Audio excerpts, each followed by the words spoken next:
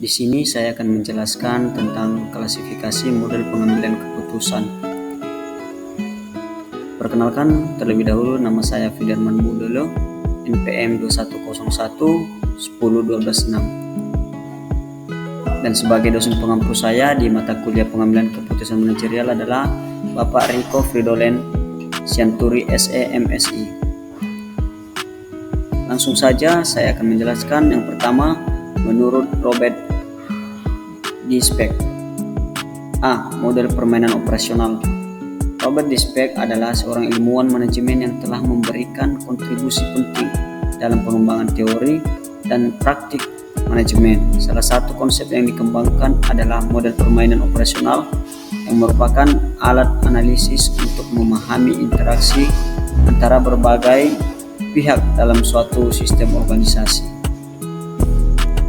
Model permainan operasional menurut Robert Dysbeck ini dapat dijelaskan sebagai sebuah kerangka konseptual yang digunakan untuk menganalisis situasi-situasi di mana terdapat konflik kepentingan antara berbagai aktor atau pemangku kepentingan dalam suatu organisasi atau sistem. Dalam model ini, permainan operasional mengacu pada interaksi dinamis antara pihak-pihak yang terlibat dalam pengambilan keputusan, di mana setiap pihak berusaha untuk mencapai tujuan mereka tersendiri. Salah satu aspek kunci dari model permainan operasional adalah pengakuan terhadap pentingnya kepentingan yang beragam dan seringkali bertentangan di antara para pemangku kepentingan. Dalam konteks ini, sebuah permainan terjadi ketika pihak-pihak tersebut berusaha untuk mempengaruhi hasil yang diinginkan melalui tindakan-tindakan mereka. Permainan ini bisa jelas terstruktur seperti dalam negosiasi formal atau lebih tidak terstruktur seperti dalam komunikasi sehari-hari di tempat kerja. Pihak-pihak dalam permainan operasional seringkali memiliki informasi yang terbatas atau tidak lengkap dengan tujuan preferensi atau tindakan yang diambil oleh pihak lain. Hal ini dapat menyebabkan ketidakpastian dan kompleksitas dalam pengambilan keputusan, karena setiap pihak harus mempertimbangkan respons potensial dari pihak lain dan merencanakan tindakan mereka. Dalam menganalisis permainan operasional, Dysbeck menekankan pentingnya memahami berbagai elemen seperti struktur permainan, strategi yang digunakan oleh pihak-pihak, serta hasil yang diharapkan oleh masing-masing pihak. Selain itu, penggunaan model permainan operasional juga memungkinkan untuk mengidentifikasi potensi konflik dan mencari solusi yang dapat memenuhi kepentingan bersama atau mengurangi konflik antara pihak-pihak yang terlibat. Dengan demikian, model permainan operasional menurut Robert Dysbeck memberikan suatu pendekatan analisis yang kuat untuk memahami dinamika interaksi antara berbagai pemangku kepentingan dalam konteks organisasi atau sistem yang kompleks.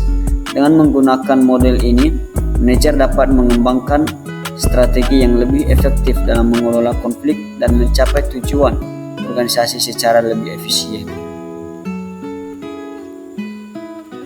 Oke, model yang kedua adalah model matematika.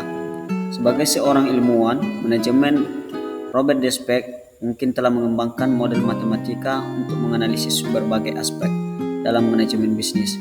Model matematika dalam konteks manajemen bisnis dapat melibatkan penggunaan algoritma, rumus, dan pendekatan matematika lainnya untuk mengoptimalkan keputusan manajerial, meramalkan tren bisnis, atau bahkan menganalisis risiko. Sebagai contoh, Dysbeck mungkin telah mengembangkan model matematika untuk yang pertama untuk menganalisis risiko tentunya. Yang kedua adalah pemilihan portofolio investasi, dan ketiga untuk manajemen persediaan, dan yang terakhir untuk perencanaan produksi. Oke, berikutnya menurut Fisher. Menurut Fisher yang pertama adalah model normatif. Model normatif berfokus pada pengambilan keputusan yang ideal dan rasional. Dalam model ini, asumsi dasarnya adalah bahwa pengambilan keputusan akan selalu memilih alternatif yang memberikan hasil terbaik sesuai dengan kriteria yang ditetapkan. Model ini menekankan pada penggunaan logika dan penilaian rasional dalam pengambilan keputusan. Komponen-komponen utama dari model normatif adalah yang pertama identifikasi masalah, penetapan tujuan, identifikasi alternatif, pengumpulan informasi, evaluasi alternatif, pemilihan alternatif terbaik, implementasi dan monitoring.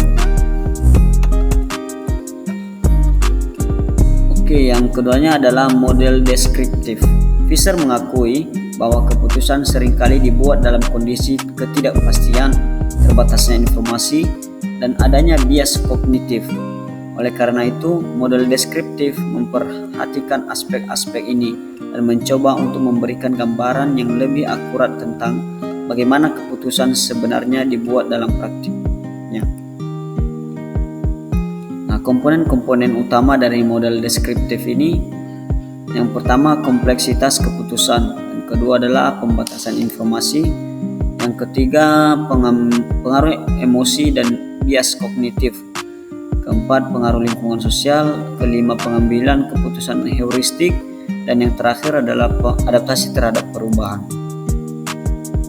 Maka kesimpulan dari diskusi saya ini adalah klasifikasi model pengambilan keputusan menurut Visser yaitu model normatif dan model deskriptif, memberikan pandangan yang komprehensif tentang proses pengambilan keputusan dalam konteks teoritis dan praktis. Model normatif memberikan kerangka kerja ideal dan dalam untuk pengambilan keputusan, sementara model deskriptif menggambarkan realitas kompleks dari faktor-faktor yang mempengaruhi proses pengambilan keputusan dalam kehidupan sehari-hari. Dengan memahami kedua model ini, para pengambil keputusan dapat lebih efektif dalam merancang strategi, mengelola risiko, dan mengambil keputusan yang tepat dalam berbagai situasi.